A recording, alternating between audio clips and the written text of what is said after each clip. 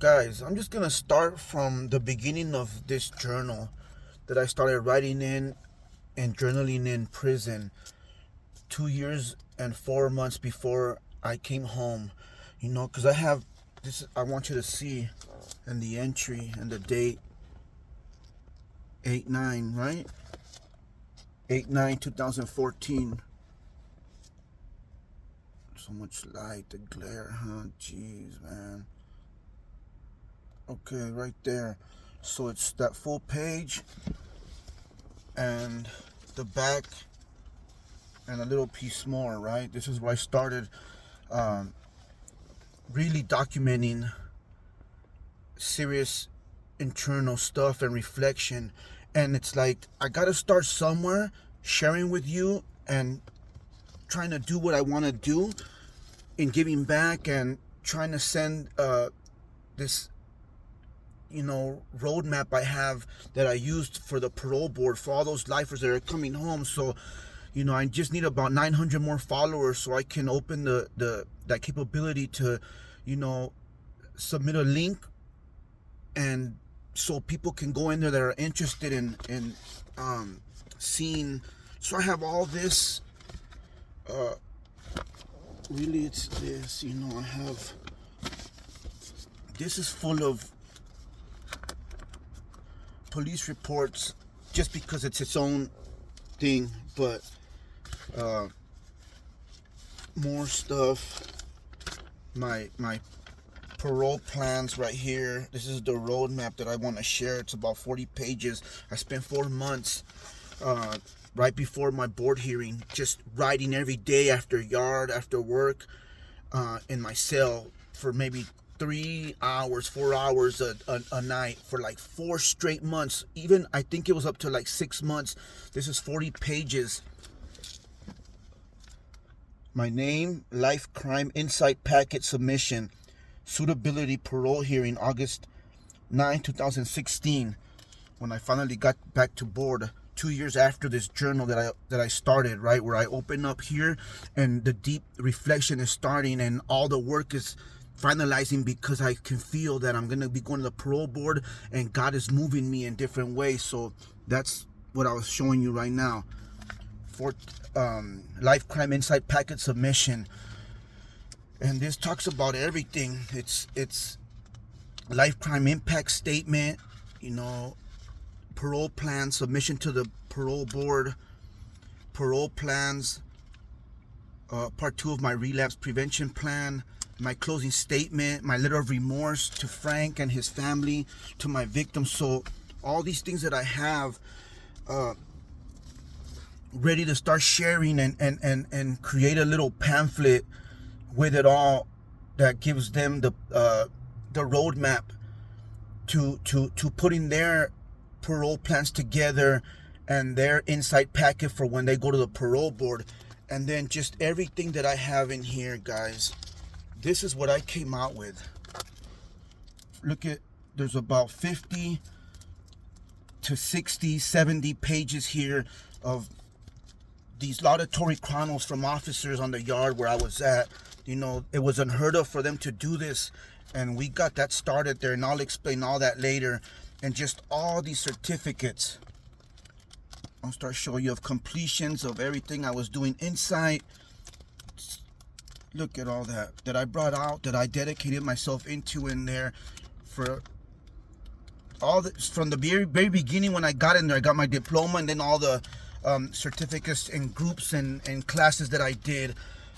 That's just a part of what got done during those 27 and a half years that I was in there, 28 years. So I have all that to share, the laudatory chronicles from the officers for, other inmates that are trying to get home, that are lifers, that are ready to go see the parole board so that they can get this roadmap to everything that I want to share with them. So, and this is what I'm going to do, because there's so much that I want to get together and start sharing and opening up about, my case and how I found the gang, camaraderie, where it started in junior high, and what it led me to, losing my life, losing my freedom, and my commitment offense, right? And holding myself accountable, and all that I speak about. And it's all in here. I have everything and it's 9 years now since I've been home. And I just started reading my parole plans for the first time. I just read them again and went through everything all afternoon. I've been reading everything and remembering everything that I spoke about and my promises, and everything that I promised to God. But because there's so much to do with all that, I just want to start to give you an insight and quick to know why, as I've seen it stated in another post, that I expressed that I'm an ex-lifer, and that I'm living my best life now. You know what I'm saying? It's my turn after almost 30 years inside. And my bucket list, right? I've shown you. I've bungee jumped. I've been to Mexico, to Veracruz as well, Mexico City.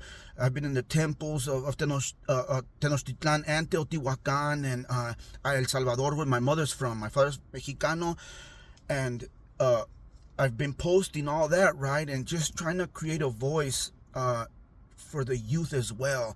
And I want to teach them the dangers of the gang membership and the falsehood that's involved in there. And I have the experience of the hard realization of what happens when you leave, and there's nobody there. There's no camaraderie. There's really no loyalty whatsoever, right? So let me just start with this entry where everything kicked off, because my roommate disappeared. My cellie, he was a lot younger than me. He was with me for about 2 years, and I don't know what it is that happened or what he did, but he just mysteriously left off the yard, and it left me alone that night in my cell. And I was distraught about him. We didn't know, myself and those around me that loved him. He was a youngster, and so this came out, and it goes like this. It's crazy how I sit here in this prison cell after so many years. The sadness of realizing how I got here. Sometimes it feels like a dream. 25 years later, and still I pay for my mistake. It's gut-wrenching to imagine what I have missed. I must be super strong to not have lost my mind or taken my life. What am I being so strong for, I ask myself. I am so separated from reality that I no longer fathom being in society.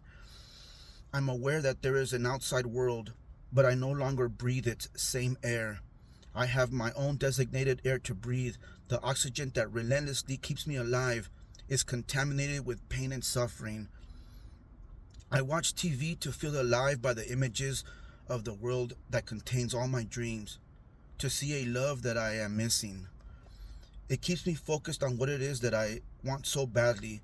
I just wish to be a good man by doing what I'm supposed to do. I feel the punishment riddling my body.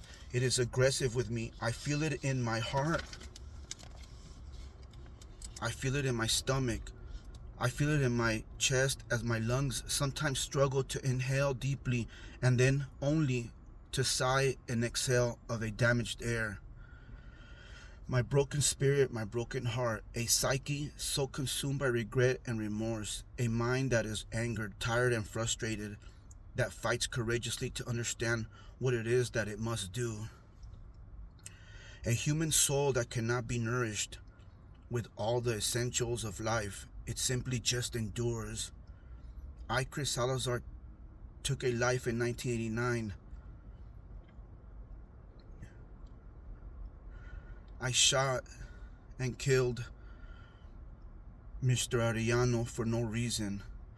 The fictitious gang lifestyle that had my teenage mind in a trance convinced me that it was somehow okay to arm myself, which ultimately led to my commitment offense. It is hard to put into words when I attempt to figure out how it is that I got to that very instance the night of April 1st. So many different things in my life at 18 that led me to that fateful incident. Nonetheless, that instance and Frank's death plagues my existence like a cancer.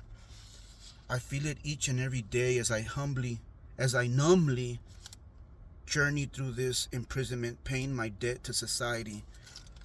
As I've grown, I have accepted my penance, and pay shamefully for my disregard towards humanity. I face it each day with as much courage as I can muster from within. And it ends right there. And then I start and I'm on when I'm continuing here with everything that's happening in the next few months.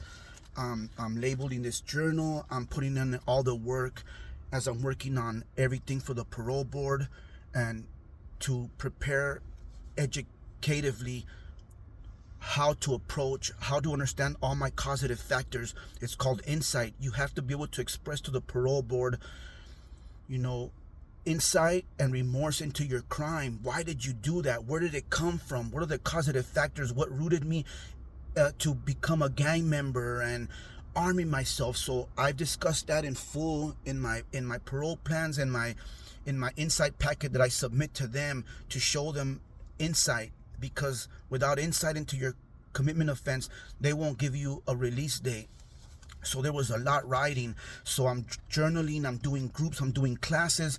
I'm coming into my 25th, 26th, 27th year, and everything is just happening. God is guiding me to do everything. So I have all of this right here, and I wanted to share that piece with you. And I hope it isn't too much, but I got to start somewhere and get my voice out there and my experience and what I went through and going away at 18 and the healing in 9 years that it's taking me, right? From, post-incarceration, coming home, and still trying to heal the youngster at 18 that went away, man, and lost everything, who today I went through a lot of pictures that I brought out with me too, that I'm going to show you from when I was in the youth authority in YTS, there with family, my graduation, and those first 5 years, and not knowing when I was going to get out, and that I actually had a life sentence because I wasn't told the truth by my attorney of how much time I was really gonna do. And that's a whole nother part, man. And so there's a lot of pain, a lot of healing that I've come out here to, and then all my message to